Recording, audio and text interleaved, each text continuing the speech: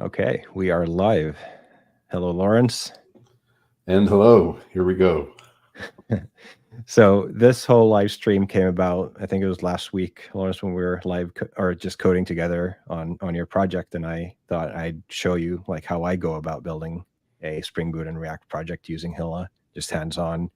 You may be able to pick up some tips and tricks, and I can like sometimes it's hard to like explain everything without doing it. And I think by just building an app, I might be able to like show you things that I would never think about telling you because they're like too self-evident in my own head. So Yeah, that's kind of how the idea came about. And so really it's going to be you and me live coding, and obviously we have some community members here as well joining us. So if you have any questions throughout this whole live stream, feel free to ask them. Lawrence, if you can keep an eye on comments coming in, that'd be awesome. absolutely. And I learned And by doing, so that'll be great for me too. yeah, and I guess you are the newest DevRel to in the Vaadin team, and some people might not know you from before. So you want to just quickly tell everyone who you are and Sure, that might be helpful. They're like, who's this guy and how did he get there? So, hello everyone. I'm Lawrence Lockhart. As Marcus said, the newest developer advocate with Vaadin. I have about 5 years experience as a developer prior to coming here, mostly in the Java ecosystem, and kind of made a conscious choice that Java is where I wanted to stay. And so Vaadin's a great place for that. I'm a midlife career changer story. So before I came into tech, I did a lot of hospitality management, supply chain management, everything but tech. So this is recent but very enjoyable. awesome. And speaking of community, we already have a comment here from Gonzalo, just saying that he built a small software for his neighborhood. So that's pretty cool. Just saying that it was super fast thanks to the components and all the features out of the box. So that seems like it's just great to hear these people like actually telling their story, because we're building a tool like with an idea, like we want to make things easier for developers, but then actually hearing a developer say like, hey, that actually happened to me, like I was able to build something cool thanks to the thing you did, is always super rewarding. Absolutely. That's a great intro for the stream as well. Yeah. So let's go ahead and get started. I mean, I think this is all going to be free flowing discussion with code happening in the background. So no, do you think maybe this layout works? Let's see if it ends up covering important parts. Let's change, but I think this will allow us to have a slightly bigger font size for things. So for those who do not know Hilla yet, it's a full stack framework by Vaadin that is essentially an opinionated way of building a Spring Boot and React application. And what makes it special is that it allows you to take a Spring class and turn it into a browser callable class. So that means that in your React code, you can call that same method signature in TypeScript with the same type information. And that way you can kind of explore APIs as you're building the application. If somebody changes the backend API on you, like a couple of weeks down the road, they'll get a compile time error saying like, hey, you're about to break somebody's code. Don't do that, fix it. And that's really one of the things that we're going to work with here today and see how that actually works in practice. We also have a way of sharing validation rules across your server and client, so that if you have, say, some rules for a customer, when you save them, you want to make sure that that's true on the server and it's true on the client. Then you don't want to duplicate that validation logic across both of them. And once you kind of define a model, we have a super handy form hook that allows you to actually put together that form. So bind those model fields with validation to UI fields. And speaking of UI fields, we have a whole big library of these UI components that you can use then for building the application.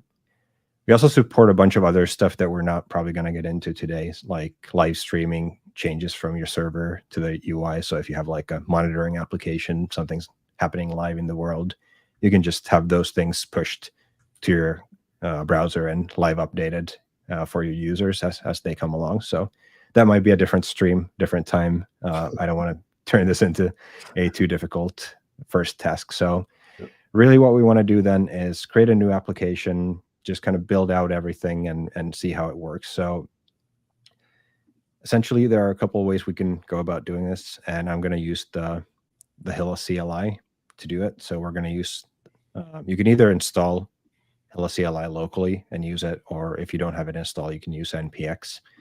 So if we go to console here, I'm going to do npx at Hilla CLI init, and then we're going to give this a name. I'm thinking of building the classic address book example. So we have people with a first name, last name, email, phone, like probably not street address. That's, I don't know who needs to ship snail mail anymore. So we'll stick to some simple things, and they're going to be easy enough to like write some validation rules for and build a form and a grid and all kinds of cool stuff. All right, so we're going to init a project. We're going to give it a name, address book, like this. And that's going to create an application in a new folder called address book. We can cd into the address book folder like this. Check out what we have. I'm going to use IntelliJ IDE for this. You could use any other ID that you prefer yourself. So I'm going to type in idea period, and that's going to open up IntelliJ. Of course, since I'm using 2 monitors, it's going to do that on the wrong monitor. So let's see if we can move that up here. And while you're doing that, I just want to welcome Jay Barrios and JC Smiley, who have joined us and are chatting. No questions yet, but they're in a learning mode. All right. And this is a Maven project, so we're going to say yes. Please do load that as a Maven project. And sometimes, I don't know, this has kind of become a thing with the latest IntelliJ. I've seen that it doesn't actually do it until you go here and take the POM file and add as a Maven project. Right. I don't know why it's doing that, but the key takeaway here is that you are importing a standard Maven project. And if we look at what we have in a Hilla project, it's a standard Spring Boot application, meaning that you have your source main Java folder. There's a Spring Boot application class here that runs the Spring application. What makes Hilla different, though, is that there's also this front-end folder, which is where our React application lives. So both of them live in the same project. And when we run the project, it's going to actually start a development mode that covers both of those. Before we do, though, we're going to go into edit configurations here, and we're going to remove this. So, Lawrence, you probably know Josh Long from the Spring team. Yes, we've spoken a few times on Twitter. Yeah, exactly. So he's a great guy, a good friend, and he's always looking for ways to kind of improve the developer experience for people working with Java and Spring Boot. And one of the things he asked the IntelliJ team to do is that, hey, whenever I move from my IDE to my browser, go ahead and build the project so that by the time I get to the browser, it's already up and running. Now, the problem is that Hilla is already doing that. So by having this feature enabled here means that it kind of already does the reload. And by the time you get to the browser, it does a second reload, like while you're doing stuff. And it kind of is a little annoying. So I'm going to turn that feature off for now. We're going to try to find a good workaround for that so we don't have to deal with that going forward. But we're going to run the application by just running the Spring Boot application class. And again, let's get things on the right browser window here, right screen. That's going to get the application up and running here. So the basic app has 2 views here, hello world and an about view. So if we try to get everything to fit in here, let me just make sure I'm not covering anything too vital with our faces here. Nope, looks good. So yeah, keep an eye on that, Lawrence. Or Will do. Because I don't want to make, or do you think maybe this is good? Well, that's good. And make sure that the font's still large enough to be legible, so that's good. Okay. So the views are coming from our React front end here, about view, hello world view here, and we have a routing definition here using React Router that just handles routing between the 2 of them. Now, for the simple thing that we're going to do, we're just going to remove all of that for now, just so we kind of simplify the project and just work on the things that we need. So I'm going to go ahead and remove all the views here. All of that will be gone, like that. And this will obviously make it very angry because now we removed stuff that it's actually using. So let's go ahead and delete that anyway. And then we're going into our main application class, our view here. And let's return a h1 hello world. All right, good enough. So now it's happy again. Actually, we might want to return a div here where we have an h1 with hello world. So you can see that as we're typing, as we're saving, that gets immediately reloaded here. Yep. Now, I have a personal pet peeve if elements are touching other elements or the view. So I'm going to use some of the utility classes that we have here. So I'm going to give some class names here. So we're going to do a padding medium here, for instance, to just push it out a little bit so it looks nicer here. Okay, so then let's take a look at what we have in the backend here. We have a service class here that we no longer use since we deleted the front end there. So what we can do then is start building out the application. So again, we're going to build a full stack address book application. So what we need to do first of all is configure all the kind of backend plumbing that we need. So we're going to go into the POM file, the Maven file, and we're going to add some dependencies. We're going to use the just plain Spring Data JPA. Sure. And what I like to do here, I don't know if this is an actual feature or not, but you can, if you start typing in Spring Boot JPA, something that's like roughly along the lines of what you need, it's going to say like, hey, is this the thing you actually need? It's like, yes, that's exactly the thing I need. And since we are using a bill of materials from the Spring parent, we don't have to define the actual version here. So it's better to leave that out. That way it's always in sync with whatever your Spring Boot version is.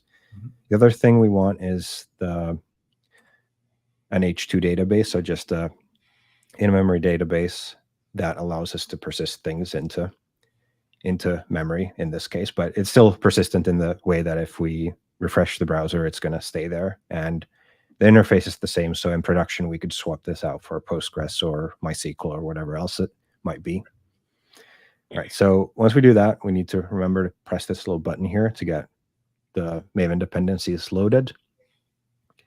And usually I've noticed that when you do like changes to actual dependencies, Spring doesn't always pick them up with Spring Boot DevTool. So it's better to just reload that altogether just to make sure that you have all those dependencies loaded. Okay. All right, so that's good. Let's go ahead and create a package here for our data stuff. So we'll probably need a class for a contact. And a contact should be an entity. And that's going to need a private long ID. So we need an ID that needs to be marked as an ID, and we'll just generate a value for it. And then we need to figure out what we want. So we'll probably want like private string first name, private string last name, sure, phone. Yeah.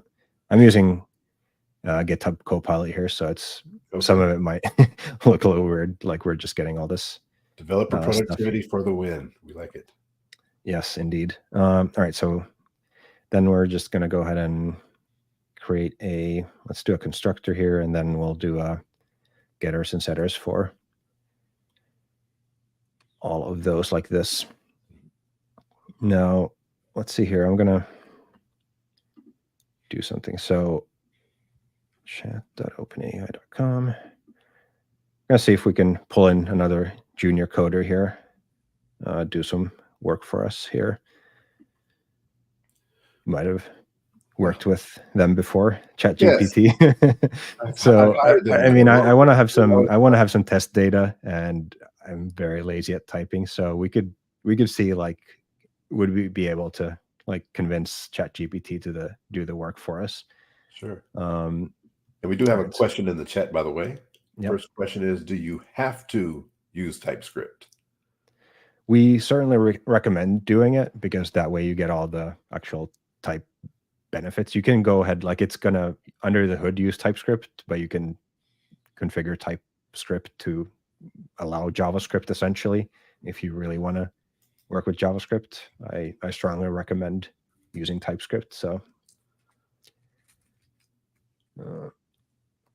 create another constructor here that takes in all those values. It's going to be easier to actually generate this. So, sure. All right, so let's go into our little helper here and say like doing a Spring Boot application. I have the following entity on the needed dependencies in my project. All right, so let's see. So we have a. It's good if you paste in code into ChatGPT to kind of demark it with some sort of character, so it knows kind of where the boundaries of code and text are.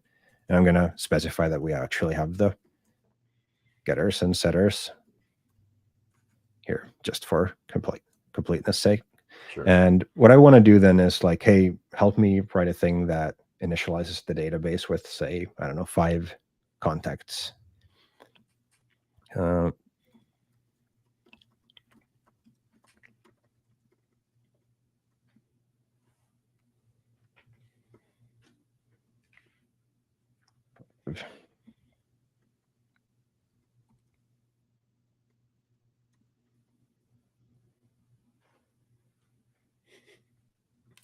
I like that ending parameter there. Realistic names and email addresses.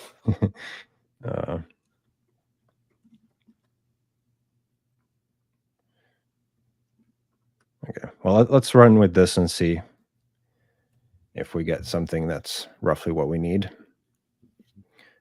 While that's working, I'm going to work on my Java here. There's no use writing Java without consuming some Java at the same time. Absolutely. I've consumed my 2 for the day, and I'm on water now.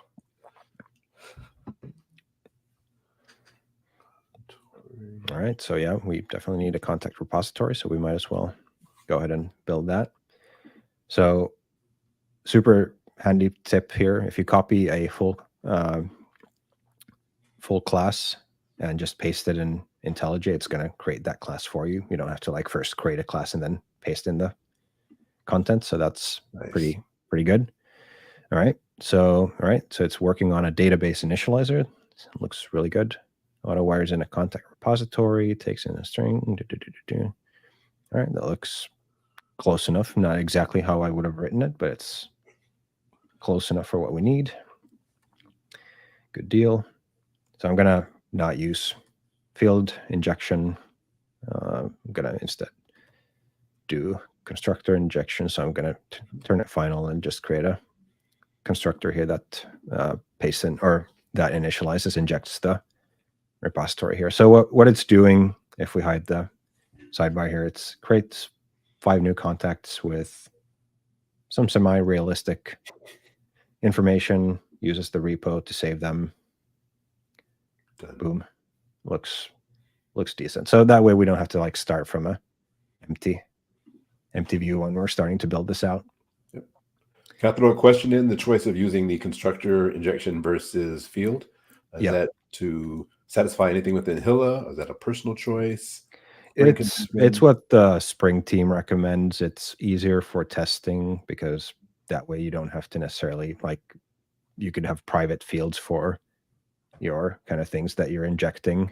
Whereas if you're doing field injection, you need to have those fields in a kind of open enough level that you can actually mock them out or do anything else. So if you're using constructor injection, testing becomes easier, and it's the recommended way. So we're going to run with that. Again, we're going to just go ahead and rerun this since we have something that's running. One thing that we probably should have done here is say, like, if contact repository count is 0, it's not 0, so then go ahead and return. So we don't actually want to keep reinitializing the database every single time we restart during development, because we just have a population explosion in our application. No clones, please. Yes. All right, good. So let's go ahead and create a service then for our address book. So we're going to call this our address book service. And like you might remember from the beginning, we have this browser callable annotation that makes a class callable from the browser. It's very intuitive, hopefully. Yes. So whatever code you have here, by default, everything's going to be secured. You can't access anything without being authorized. So we're going to override that and say anonymous allowed. So anyone is allowed to use this. We could set up Spring security and have granular control where we could say that in general, everyone is allowed to access this, but only admins are allowed to call this method, and so on.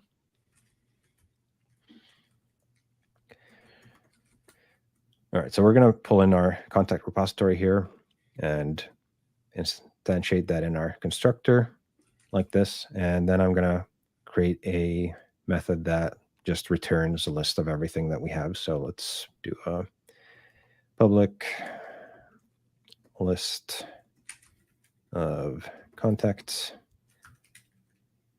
And I need to learn how to type for that to actually work. And that looks good. So again, Copilot understood roughly what I wanted to do. So just find all the contacts.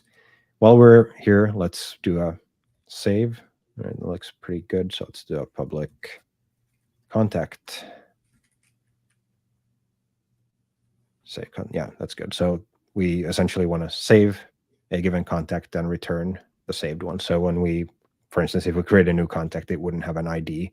And once it gets saved, it has an ID. And we want to make sure that gets returned to our client. So that looks good. So we have a way of getting all the contacts. We have a way of saving a contact. We should be able to call this from the browser. In order for that to happen, we need to build a project. So if you're using VS Code or Eclipse, this happens automatically on save. In IntelliJ, you have to go ahead and build it manually. And that's why Josh had them put in that feature on deactivation, automatically do it. Anyway, so we have hopefully that set up now. So when we go into our application here, we should be able to access that. So depending on how familiar you are with React, it's essentially the component model consists of a state and a template. And whenever the state changes, the template gets re-rendered. So in our case, we have a state of all those contacts. So we can define that using the useState hook.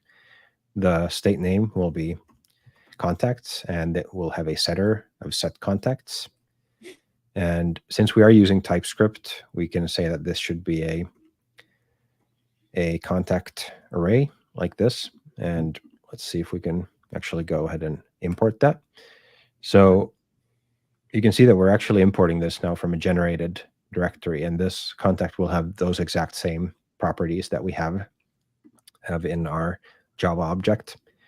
So if we now we have that state here, we can use or define an effect. So essentially, in this case, with an empty array, meaning that whenever this gets rendered the first time, we want to do something where we want to call the contact, or sorry, what would we call it? Address book service?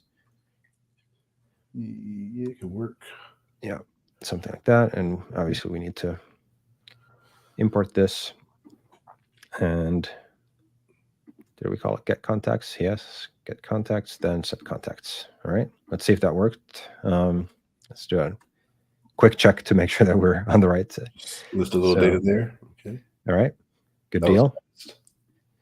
All right, so they show up. So we call the service, it's an async call. So we register a then here. And whenever that happens, we're going to set the contacts.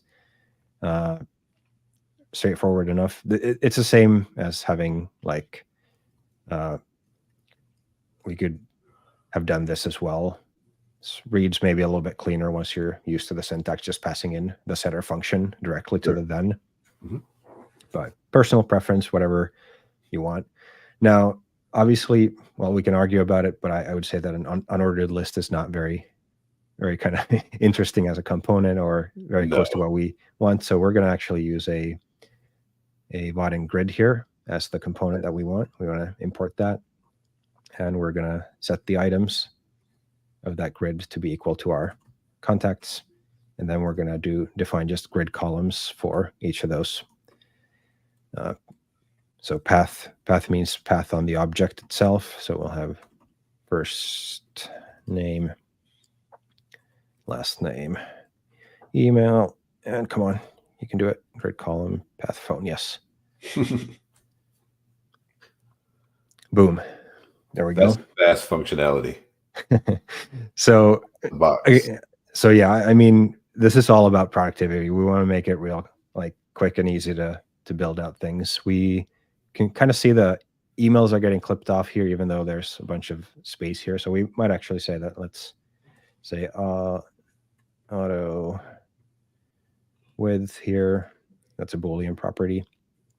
So that'll say like, hey, automatically size yourself based on whatever you need and just trim the rest. In this case, phone probably would have required the same. So let's paste that in there and see if that works. All right, that's pretty decent. Fantastic. Any questions so far? There was a question earlier when you were mentioning the different IDEs. Someone said, well, what if I'm using NeoVim? If you're using NeoVim, you can use NeoVim. Yeah, I mean, there's nothing IDE specific about the things we're doing, with perhaps the exception of Copilot. I think there are community Vim Copilot kind of integrations. I might be wrong. I'm not a Vim user myself, so I can't say for sure, but certainly you can use text edit. You can do whatever you want in terms of IDs. Okay, so far we're listing contacts. We want to turn this into like a full-on CRUD. So we want to be able to select the contact, edit the contact, and save that contact back to the database, essentially. So a couple of things need to happen here. First thing is we need to keep track of, or kind of handle selection in the grid. We actually have a new component coming out with the next version of Hilla coming out next week called Auto Grid that should help streamline this even further. So we wouldn't even have to define the columns here, but I think it's good for us to just kind of go through the manual steps so that we understand what Auto Grid then automates for us. But let's go ahead and kind of handle the selection. And this is might look a little bit weird, but we're now in kind of reactive UI land where we want to make sure that we can always recreate the state of this template based on we can always recreate the template based on the state that we have. So we want to have a state that is the selected contact. Sure. And that we can then update. So we can say that on active item changed, we're going to have an event and we're going to set the selected contact to the event details value like this. It's not going to be happy because there's a really weird API quirk here that I'm working on with our team to get fixed. So for some really weird reason, it can be either undefined or null, and I can't for the life of me understand why we need to be so fine-grained with how, in which way it can be null. So now we, as developers, we know the selected contact, so we need to just pass that back into our grid so it can maintain that state. So going forward, we want to make sure I think that the grid is able to handle this piece of state internally and just pass us the selected contact. But for now, this is how it works. Anyway, we have you can hopefully see that I'm now able to select and deselect people here. And what we want to do then is create a form where we can edit these people. So we want to have a form that displays all the fields needed for that. So we could do it inline here, but again, I want to kind of show how to build stuff. So let's go ahead and see like how we can decompose a bigger UI into components and how we can interact between the different components. So we're going to create a new component. We're going to call this contact form TSX. And we're going to export a default function called contact form like this. And in our case, we want to kind of take in two things into our contact form. We want to take in a selected contact so that we can display that contact. And then we want to have a callback. So what should get called whenever we hit save on that form. I don't want to do that inside of this form because what happens might be different depending on where in my application I'm using this form. So I don't want to hard code it into this function. Sure. So let's do a interface here. We'll have contact as one input and import that, and then we'll have a on submit method And let's see here. Actually, since all of the communication between the client and the server is always going to be asynchronous, that means we want to return an empty promise, whatever that's worth. I always find it funny to return empty promises. All right, so we have things that we take in. I'm going to destructure them out here. So we essentially have our contact form props here, and we want to get our contact and the onSubmit method out of there as just variables, so they're easier to use. Yep. And we're going to return, again, a template here, and we're going to create a div.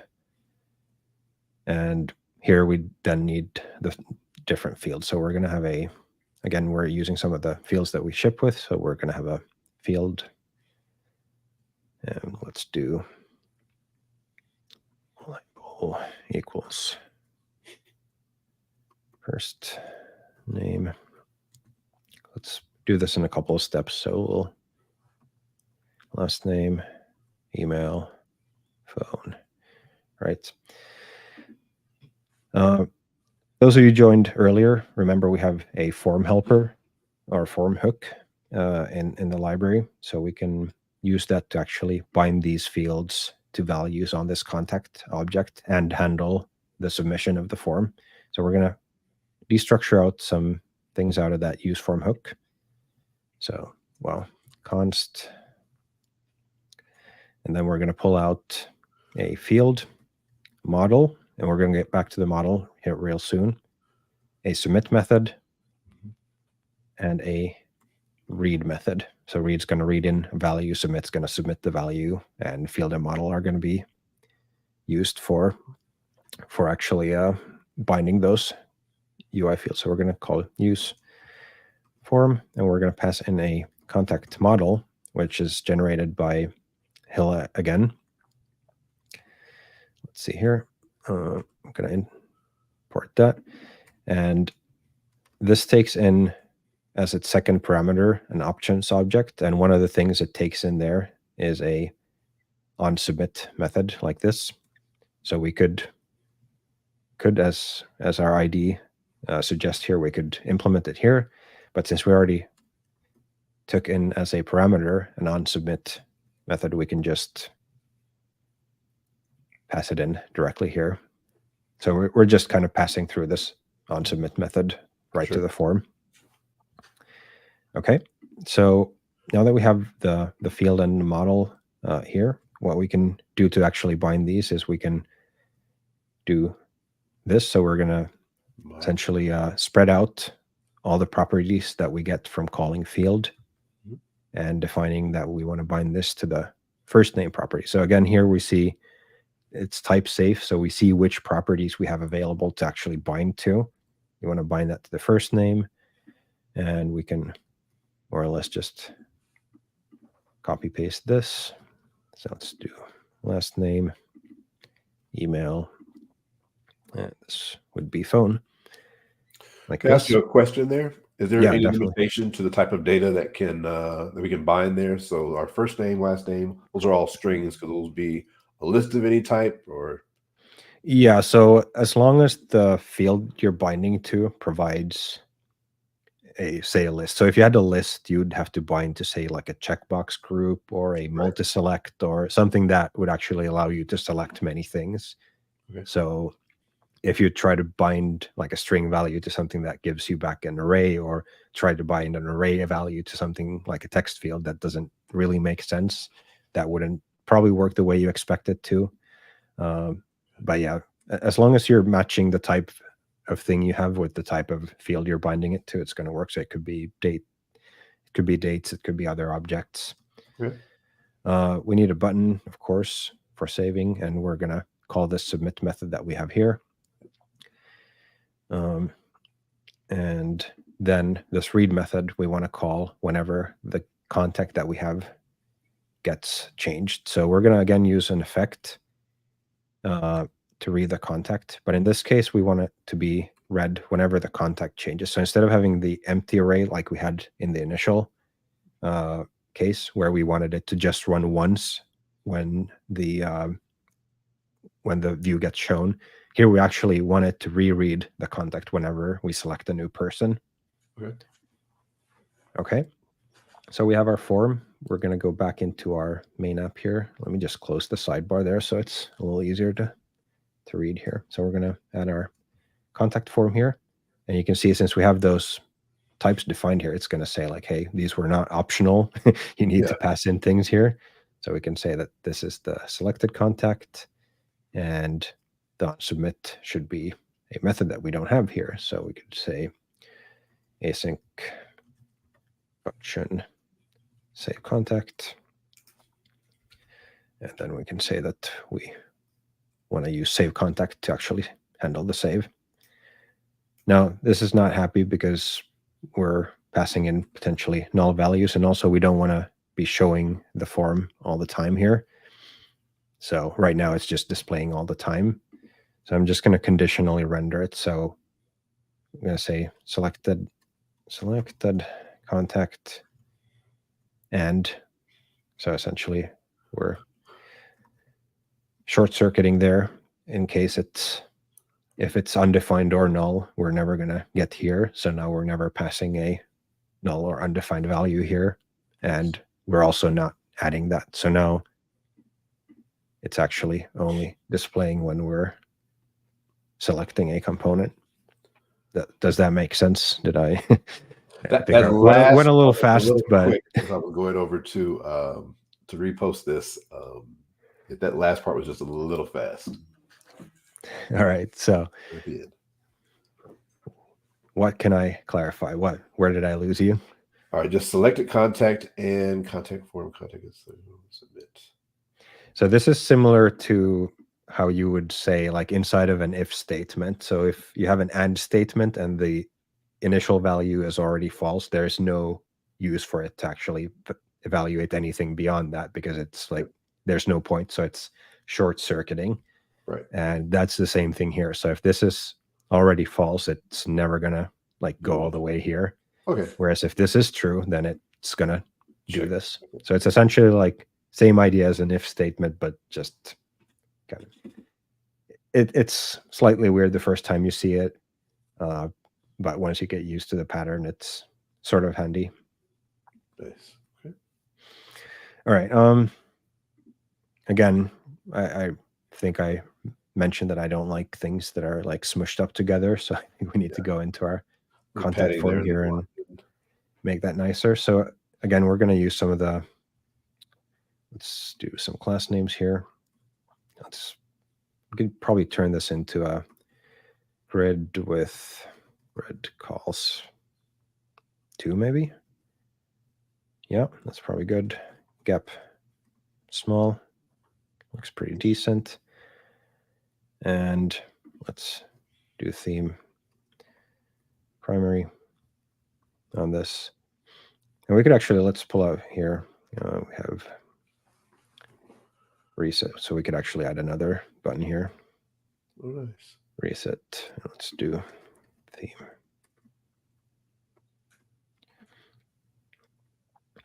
All right, so like that. So now that we have a reset button here, if we go ahead and change something, hit reset, it's going to reset to whatever that initial value was, whereas save is then going to save that value. Are we happy with that? Yes, that's good. Probably good for what we're doing here. So we have a form. It's hooked up to our grid. The grid is hooked up to our backend where we're getting stuff from. So what remains to be done then is we want to implement the save contact method here to actually go ahead and save it. So we're going to have a pattern that looks something like this. So we're going to call the address book service and call the save contact method here. Mm-hmm. This is actually pretty cool. I think that the fact that we have it open here in our ID, GitHub Copilot sees it. It sees the pattern of how we used that service before. So it doesn't know about Hilla per se. Like it hasn't, like whenever it was trained, Hilla was not a thing yet. But the API is logical enough and kind of follows normal patterns that it can like deduce how it should be used. And that's pretty cool. All right, so what we want to do then is we need to do a little bit of magic. And this might look weird, so we're going to walk through it. So have you seen this pattern before? Do you know what's going on? Oh, ternary operator, the arrow function. Altogether, no. There's a lot going on there. Okay, so let's do this in a couple of steps. So let's rename this to existing, and then we're gonna do this. So essentially what we want to do is we have a list of contacts and one of them was saved. So we want to go ahead and swap that particular one out of the list. The way React handles reactivity and change detection is it's only looking at the actual instance of an array. So if you were to just change an object, one of the values inside of the array, it's not going to notice that. So we're working with immutable data types, and we need to provide a new array where we've changed that one thing. Okay. So what this is doing is when we're calling map, we're getting each one of those existing elements one at a time. We then check, is the ID the same? If it is, we're going to swap out and return the newly saved one. If not, we're going to return the existing one we had from before. So for all except one, it's just going to return the element we had before. And for the saved one, it's going to actually return the new one. Save contact. Okay. And that's not too bad. Okay. And because of the same reason, there are libraries in React that can make this a little bit more legible if you prefer. Like for me, this is fine. I've seen it enough, but there are libraries like Immer and stuff that allow you to do that in slightly more human readable way if you want to. The other thing we need to do is actually update the selected contact. So again, the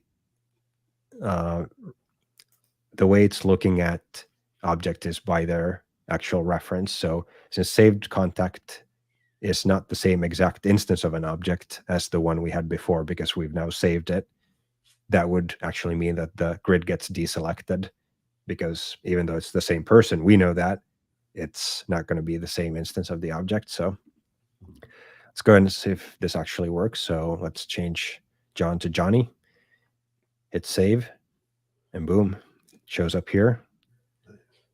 Refresh, it's still there. It went to the database exactly like we wanted. So I want to keep this to roughly an hour. I have a meeting coming, but I want to show one more pretty cool thing, and that we already kind of touched on is just like reusing validations. So let's say that we want to have a size constraint here of, let's say, minimum 2, maximum 50. That's probably good. And by the way, we have 2 questions in the chat as well whenever you're ready. All right, I'll type these out, and then before we run them, we'll take a look. So there's a ready built email validation in the Jakarta validation constraints library. That's handy if you've ever tried to write regular expression for email. You've done it wrong. It's literally impossible to do right. And let's do a pattern here. Let's see if we can. That's very good. It actually remembered what pattern we were using in our database initializer here. So very nice. So it's assuming now that we have that pattern. All right, so let's save. I'm going to build that. So while we're answering those questions, we can go through your questions. Yep, the first was, can such an interface work within SharePoint?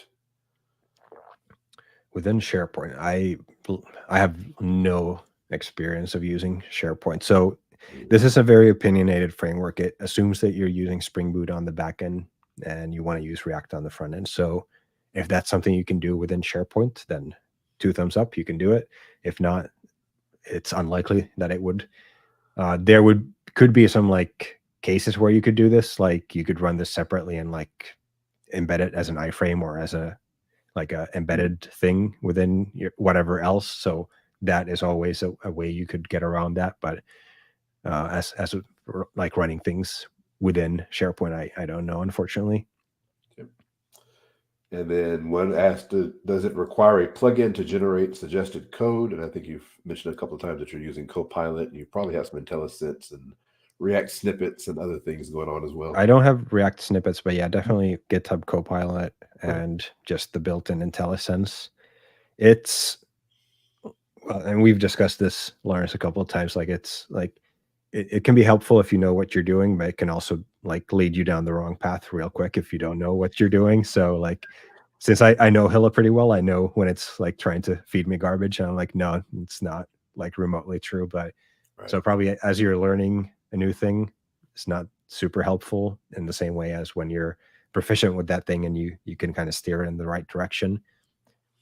It's a little bit more useful. So, all right, so let's see if this actually works. So we added validations here, and we can see some things have happened in our UI if we pay real close attention. So we have these little required indicators here. So if we remove one of the values that we now have a constraint on, or if we have just a single letter that's not going to pass. So we actually did get those values passed in here. If we have a incorrect phone number that doesn't pass our validation rule again, that's not going to pass. So we are not able to save that right now.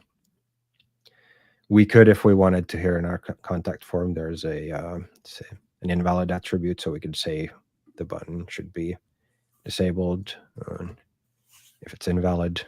So now if we remove this, we literally can't submit it until we make it right. Got it. So you see there's quite a lot of like built-in convenience functionality in the form here. The one thing I want to show that's pretty cool too is that like it's okay, let's actually get this here to the bottom. It's super important when you're building an app that has a client side and a server side that like whatever validations you're showing in the UI are there only purely for convenience for the user. You cannot ever trust whatever a browser sends you. Whatever is coming in from the internet, you have to double check, you have to triple check. So never trust what a browser tells you.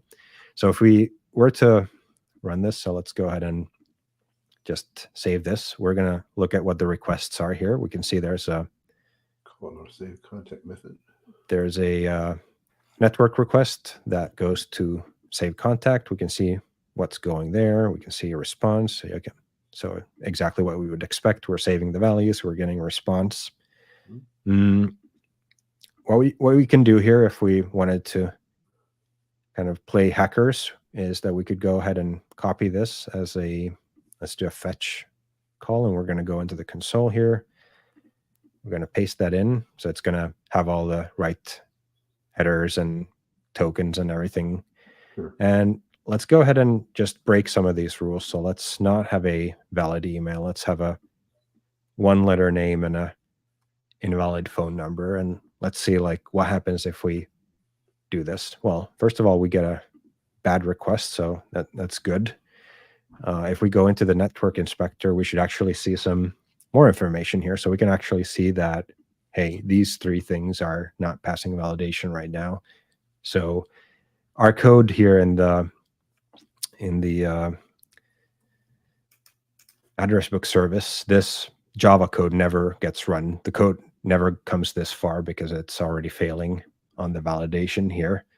So that way, not only is it very convenient for you to define the validations in one place, but you actually get those revalidated for free when they're coming back to the server, which is just, it's a thing you always should do. It's a thing that's very easy to forget to do. And then you open yourself up to all kinds of like unnecessary trouble down the road.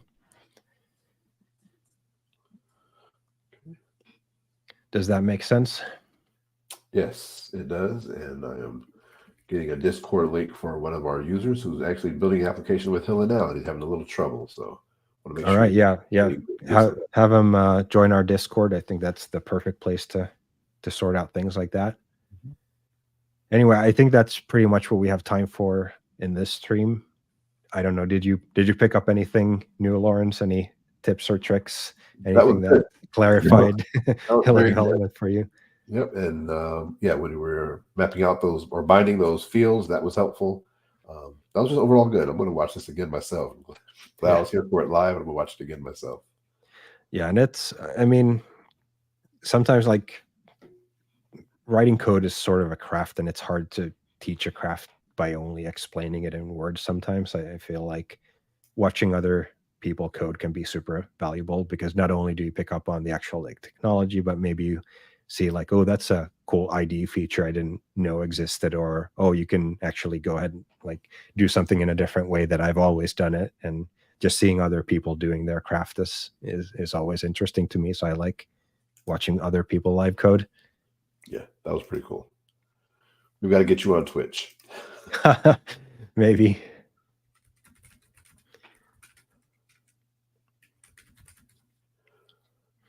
All right. Let's see. Do we have any other questions here? One Jay last Berry. And how do we protect routes in Hilla? So we're using React Router. We have a right now you have to do it more or less manually. We have instructions in the docs for how to do it. The next version that's coming out Wednesday next week, hopefully, fingers crossed, has some improved helpers, making that even more seamless. On the backend side of things, it's going to be a standard Spring security setup where you can use whatever Spring security supported security mechanism, OIDC, database, AD, whatever else you're hooking up to as your thing. And then you can use standard annotations for defining roles allowed or specific access per, like either on an endpoint or service level or on a method level within that. Cool. All right. Well, thank you for that. We got lots of positive comments down in the chat. So this yeah, cool. We'll have to do it awesome. again. And I'm super glad that you were able to kind of handle the chat while I was coding. Like it's always a little disjointing when you have to like go back and forth between coding and answering questions. So yeah, Well, thanks a lot for everyone who wanted to join us. It was good to have so many people actually join. I was sure we had like 3 people join. We had many more than 3 people join. So that's awesome.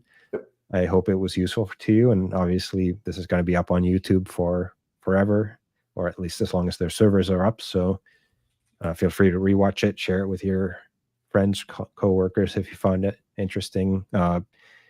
Maybe let me see if I can put up a banner here real quick. HTTPS.